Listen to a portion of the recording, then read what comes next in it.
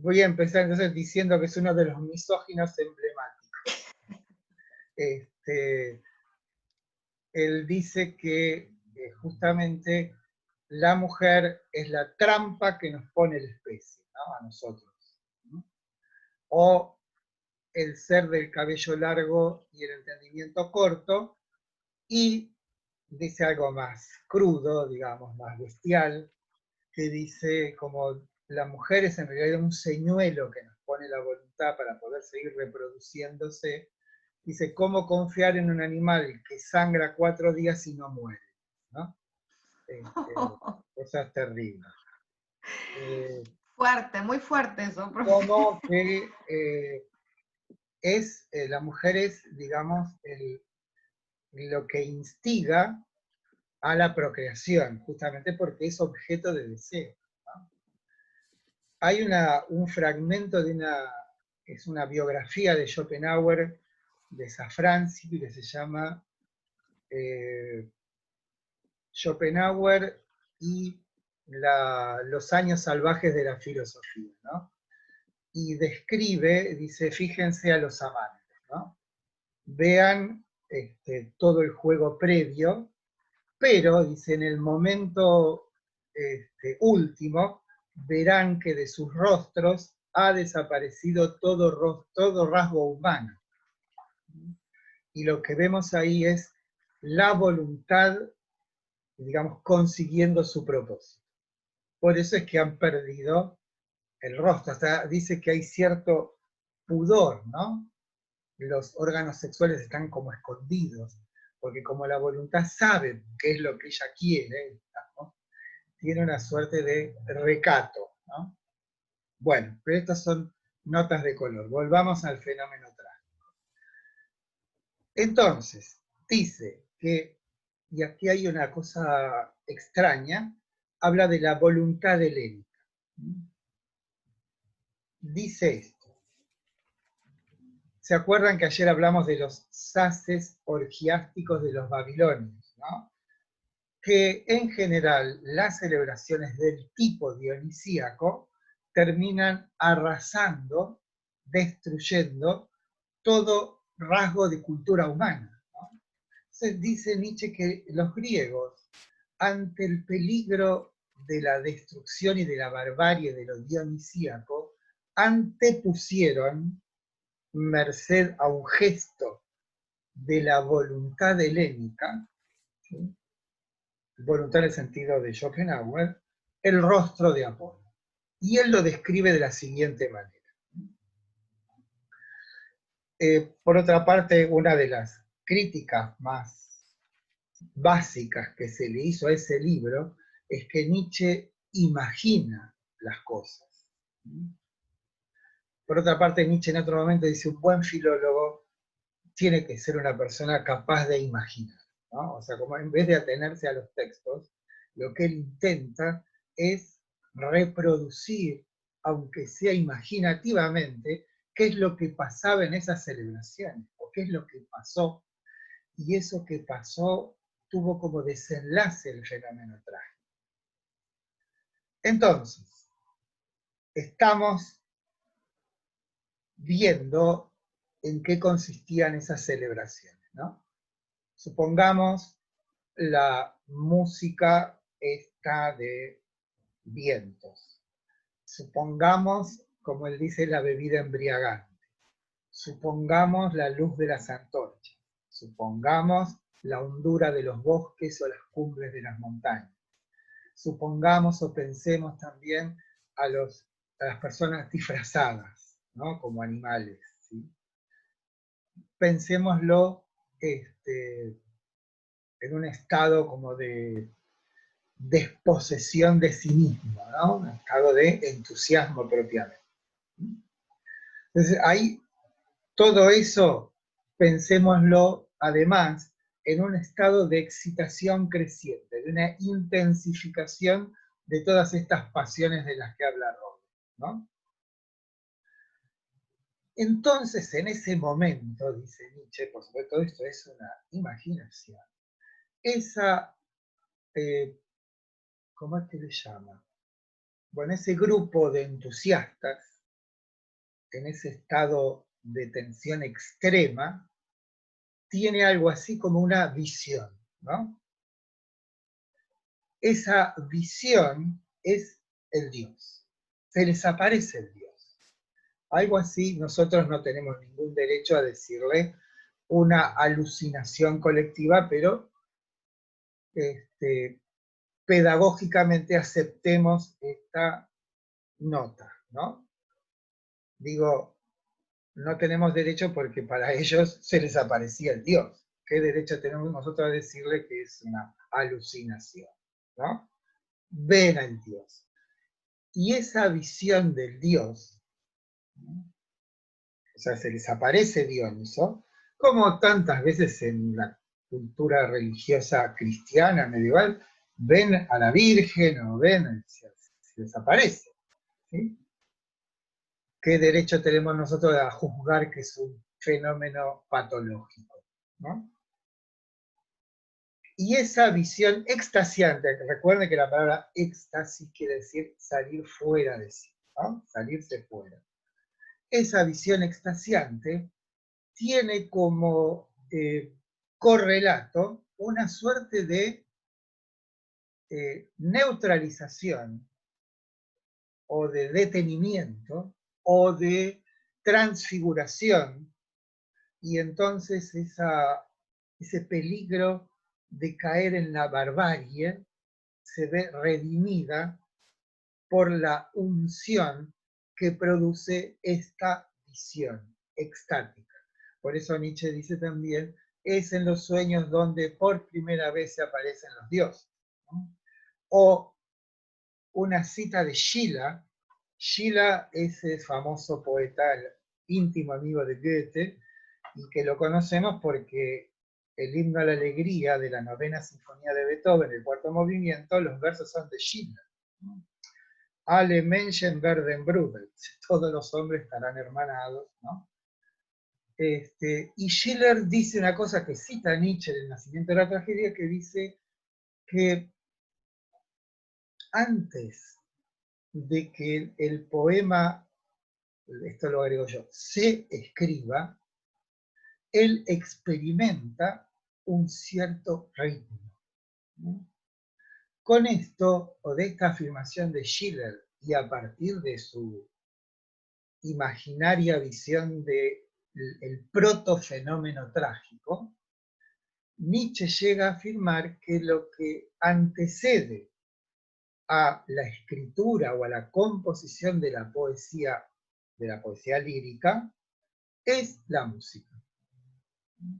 Por eso el libro tiene como primer subtítulo El nacimiento de la tragedia en el espíritu de la música, como diciendo, no hay una separación tajante entre la música y la poesía, entre la música y la palabra, porque claramente lo que espontáneamente esa masa inspirada, entusiasta, dionisíaca, cuando experimenta esa visión, canta al Dios, ¿no? Entonces, con esto Nietzsche dice, claramente podemos ver ahí que lo que antecede a la palabra es la música. Por eso, el fenómeno trágico es en realidad un fenómeno esencialmente musical. Y la palabra es el intento de transfigurar de un modo más o menos explícito algo que no se puede decir. Obviamente todos sabemos que nadie podrá describir la novena sinfonía de Beethoven como equivalente a escucharla, ¿no? Cuéntenme una música, ¿no? Entonces, Nietzsche ve en esta suerte de reconstrucción, no sé si imaginativa es un término peyorativo, pero convengámoslo así, en esta reconstrucción imaginaria de lo que habrían sido las celebraciones dionisíacas y de cómo hay un fenómeno de detención de ese frenesí que en otras culturas termina en la destrucción de todo rasgo de humanidad, la esencia del fenómeno trágico, ¿no? ¿Tá? Es como que Paul Ricoeur dice, los mitos son los sueños de los pueblos. Bueno, acá tenemos esta reconstrucción que hace Nietzsche de qué es lo que habría pasado, esa masa entusiasta dionisíaca en un estado de creciente excitación. Y esa excitación es casi un límite, y ese límite se rompe cuando el hombre regresa al mono y al tigre, como decíamos ayer, ¿no? Frente a eso tiene esta experiencia casi extática en la bella visión del Dios. Pero fíjense que hay una paradoja. La paradoja es que aquello que esta masa entusiasta ve es a Dioniso, pero en realidad el orden de la visibilidad es Apolo. ¿Se dan cuenta? Es una paradoja. O sea, ven a Dioniso, pero el fenómeno de la visión es claramente adjudicable a Apolo. O sea, Dioniso es Apolo y Apolo es Dioniso. ¿Sí? A partir de ese protofenómeno imaginado o reconstruido imaginativamente por Nietzsche, está la génesis de la tragedia. ¿Por qué? Porque esa visión luego es sustituida por alguien, un individuo que representa al Dios. Y lo que hace la masa, ya lo dije varias veces, ¿no? Masa inspirada, entusiasta, dialoga, ¿no? Lo primero es un diálogo entre ese Dios y el coro, pero fíjense cómo aún hoy, porque claramente acá está el teatro, el cine, y todo, está ahí, exactamente en ese momento, todo esto que nosotros llamamos cine, teatro, todo este entre comillas, grandes comillas, divertimento. Fíjense que lo que Wagner quería era que no fuese un divertimento porque se daba cuenta de cuál es la matriz de todo esto, que lo que aparece en la escena no es sino una transfiguración de lo que experimenta lo que después será el coro, ¿no? O sea, el espectador no es un espectador. El espectador ve en el actor lo que sería su propia, o sea, una suerte de objetivación de esa masa homogénea entusiasta, ¿no? Una objetivación de sí mismo. Y ese sí mismo a su vez responde y se transforma en un diálogo. Ese diálogo donde podemos, esto es una cosa que a mí me sorprendió, lo vi, no lo viví, pero sí lo vi, es las procesiones de la Virgen Morena, creo que es en Sevilla, que la gente le habla y le dice piropos además a la Virgen. No sé si la han visto, una cosa rarísima. Bueno, ahí tenemos la matriz de lo que es el fenómeno trágico. Y claramente, para Nietzsche, lo relevante de ese fenómeno es la celebración dionisíaca y cómo, y aquí hablamos de una suerte de milagro de la voluntad helénica, que le pone, o sea, fíjense que no hay una instancia represiva por parte del principio apolíneo que contiene con una fuerza igual y en sentido contrario la posibilidad de la desmesura dionisíaca, sino lo que hay es una transfiguración, o si ustedes quieren en términos más psicoanalíticos, una sublimación. Pero Nietzsche le pone el nombre de redención. Es una redención, se redime esas intensidades en una expresión que le es adecuada. Eso es el arte, en última instancia. Con el tiempo, y esto hay que tener en cuenta otra cosa, es que el fenómeno trágico, como decíamos ayer, es un fenómeno ateniense, pertenece al Ática, no es un fenómeno griego. Lo que va a ocurrir luego con la tragedia, y vieron que la tragedia son estos tres trágicos. Hay algunos otros, como se dice que la primera representación trágica es de un tal Tespias, que se representó en el 534 a.C., o sea, en el siglo VI, que fue Pisístrato, ese tirano quien introdujo las celebraciones dionisíacas dentro de Atenas, y que esas celebraciones después se transformaron en una suerte de, se hacían todos los años, en, ¿cómo se llama? No disputas, bueno. ¿Contiendas? No, no sé la palabra. Bueno, había una, a ver cuál era la mejor, como fuera un deporte, ¿no? O sea, se representaban tres tragedias y una comedia, eran trilogías, y después disputaban a ver quién ganaba, ¿no? Un certamen. Certamen. A esta hora vieron las palabras. ¿Qué haría usted sin mí, profe? Que yo le voy tirando. Bueno, soy su apuntadora. Después también tengo, ahora mi esposa se fue, pero también ella me... ¿Vieron cuando aparecen varias palabras juntas, uno después termina perdiendo? Había certámenes, ¿sí? Todo esto fue un proceso y en el cual después aparecen los poetas, ¿no? Y decimos Esquilo, Sófocles, Eurípides como los tres grandes trágicos, y después, eso es notable, la tragedia desaparece.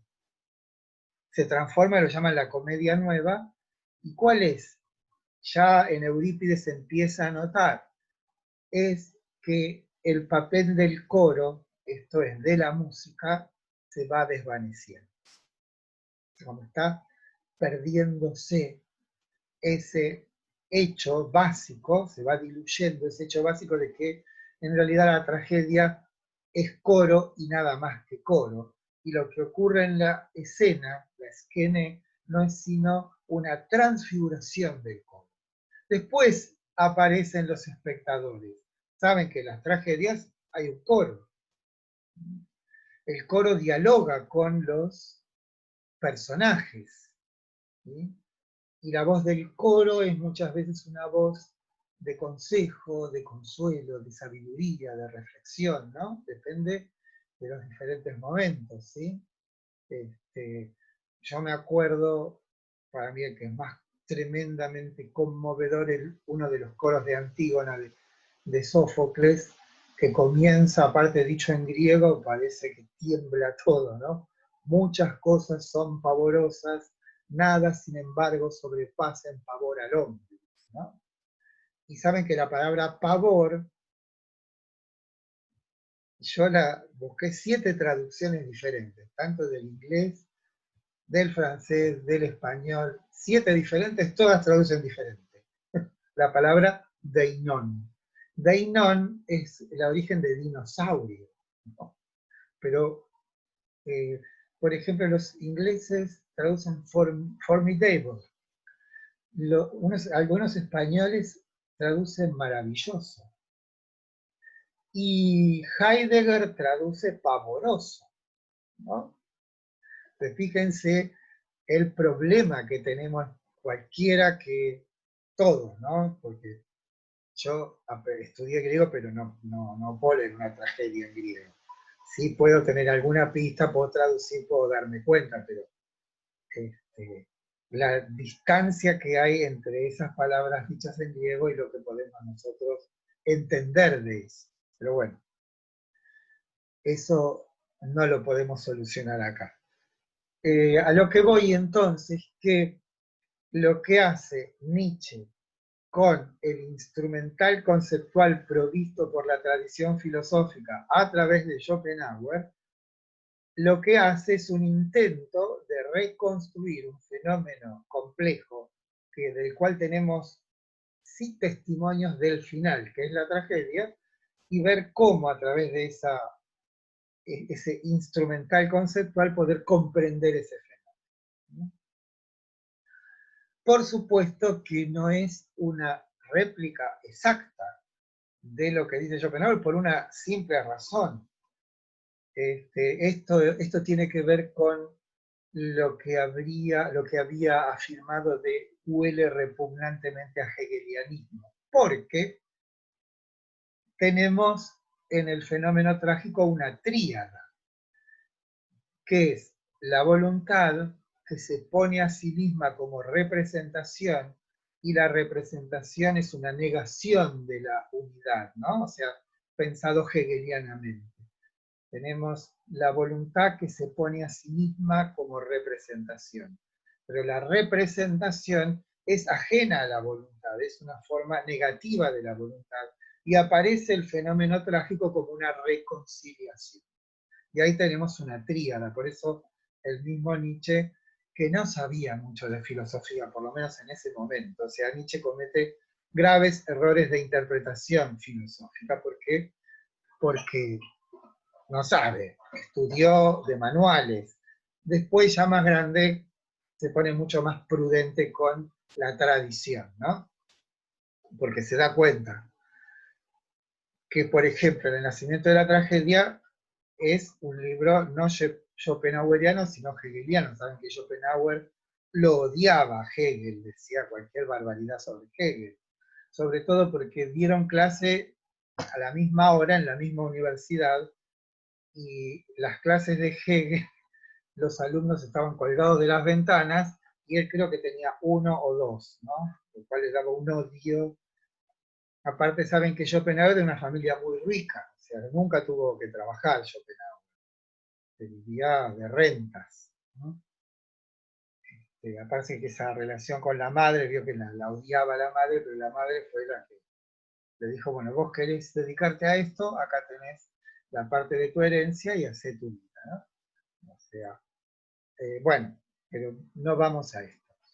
No íbamos a eso. Vamos entonces a cómo estas celebraciones, podemos decir, agrestes, celebraciones campesinas, que se dan en la cumbre de las montañas o en la espesura de los bosques, terminan, y esto no es sino un intento mío de que ustedes perciban lo enigmático y notable de estos seres humanos llamados griegos, cómo de esas celebraciones son transfiguradas en la expresión artística más completa que conoció Occidente. O sea, la música, como dijimos ayer, la música, la poesía, la actuación, la expresión, la danza, ¿no? Todo estaba compendiado en esa representación. Saben que fue en julio de este año, lástima que no teníamos esta relación, desde el Teatro del Epidauro, que es el teatro mejor conservado de Grecia, hicieron una representación de los persas. Los persas es y ahí tienen otro indicio del espíritu griego. Los persas es una tragedia de Ésquilo, que es el primero de los trágicos. Y es el hecho de la guerra, ¿vieron? De la batalla de Salamina y de Platea, de que hablamos, 480 y 479, pero ¿qué hace Ésquilo? La ve desde el lado persa, como mostrando algo, en vez de tener una suerte de espíritu victorioso, ve la tragedia de los persas como diciendo, la guerra es horrible para todos, no hay vencedores y vencidos en las guerras. Es conmovedor, sobre todo haberse puesto en el otro lado, ¿se dan cuenta? Y bueno, la representación fue extraordinaria, ¿no? Extraordinaria. Búsquenla, por ahí está en internet. Después les doy el link, quizás se pueda volver a ver. Pero Yo no es... busqué el teatro, profe, acá estoy viéndolo, es una locura. Bueno, yo estuve dos veces ahí. ¿Puedo compartir? Ah, no. Yo hablo así como estoy hablando ahora con este tono de voz, y quien está en la punta más alta del teatro me escucha perfectamente. Y está puesto, es como si hubieran hecho una colina, lo hubiesen recortado a la colina y haber puesto el teatro sobre la falda de la colina. A ver si lo tenés Ahí ahí. saqué una foto y lo mandé al grupo, sí. Ah, bueno, el lugar ese es extraordinario. No, no, es Bien. una locura. Bueno, como conclusión entonces, uno de los caminos que siguió en el mundo griego el fenómeno de lo dionisíaco tiene su consumación en esta obra de arte total que se llama tragedia. El otro camino es el que vamos a tratar de seguir y tiene que ver con nuestro próximo texto, que es el texto de Dodds, donde lo que él va a mostrar es el otro camino. ¿Cuál es? El que termina en las sectas pitagóricas, ¿no? En los monasterios pitagóricos. Si bien no hay una expresa relación, todo para mí surge de esta reflexión, podemos decir, de solamente puedo experimentar lo divino si y solo si previamente existiese en mí algo así como un residuo de lo divino. ¿Se acuerdan la cita esta que pusimos ayer en el... Entonces ahí aparece otro camino que tiene que ver con la historia de la idea de alma. Y lo que hace Dodds es decir, bien, tenemos esta convicción, podemos decir de algún modo difusa, de una posibilidad de otra vida. Recuerden esta idea de la distancia en el pensamiento griego, de que cuando nos morimos nos transformamos en una sombra de lo que fuimos en esta vida, y no hay otra posibilidad. Cuando a raíz de la experiencia dionisíaca y reflexivamente aparece la convicción de que podría haber otro destino para nosotros luego de esta vida, y que ese destino tiene que ver con lo que hagamos en esta, y lo que hagamos en esta tiene que ver con que evaluemos qué es lo más valioso del hombre, y que lo más valioso del hombre no es el cuerpo, sino ese residuo de divinidad que está oculto en nosotros. Y a partir de esa convicción llevemos a la práctica determinados ejercicios que permiten que el alma recobre su, podemos decir, integridad perdida. El alma pierde su integridad en su compromiso con el cuerpo. Y la manera de poder restaurar esa integridad tiene que ver con una neutralización de aquellas exigencias del cuerpo. Dicho muy escuetamente. A esas prácticas que tienen como fin esta neutralización, Dodds llama puritanismo. El puritanismo es ese horror por el cuerpo. Y en la secta pitagórica tenemos, saben que las tres restricciones o prácticas ascéticas. Prácticas ascéticas es una, como se dice cuando se dice dos veces lo mismo, ¿no? Subir al río a una redundancia. Porque ascesis en griego quiere decir ejercitación. Esas prácticas ascéticas son el vegetarianismo, la abstinencia sexual y el silencio. Esas son las tres formas que buscan una suerte de restauración del señorío del alma sobre el cuerpo. Y eso de algún modo nos garantiza una sobrevivencia más plena en la próxima vida, porque siendo el alma inmortal, bueno. Bueno, ese es el otro camino. O sea, fíjense aquí, más allá de si la tragedia o las sectas o lo que fuere, la capacidad de estos individuos de creación, de poder transfigurar en formas efectivas, o sea, en formas vivibles, porque lo que mide una cultura es la capacidad de hacer posible una vida humana. O sea, ¿cuál es? ¿Cómo se concibe una vida humana? ¿Qué es lo humano de la vida? Y, digamos, todas las culturas hacen ensayos con eso. Y los griegos, más que un ensayo, hicieron una obra, y que nosotros seguimos, insisto con esto, ¿no? Seguimos reproduciendo. Vamos al cine, vemos teatro, ¿no? La música, todo eso se engendró ahí. Estaba todo ahí como en un modo embrionario. Después pasa lo que pasa, pero si reflexivamente nos fijamos en nosotros, vemos lo que hacemos, lo que nos gusta, lo que queremos, lo que pensamos, y vamos a ver que todo eso de alguna manera estuvo allí. Bueno, seguimos, ya no, esta semana nos vemos un montón. Nos vemos el viernes con DOTS, que sí tenemos,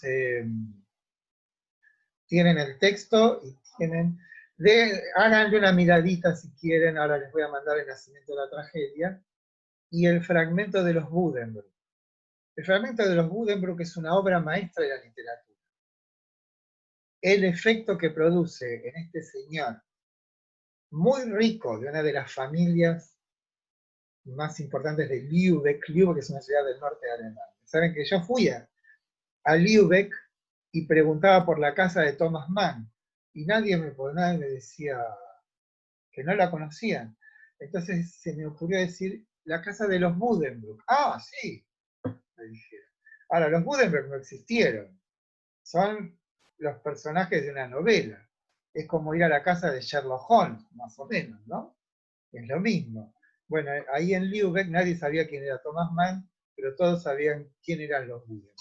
Pero los Buddenbrook son una novela.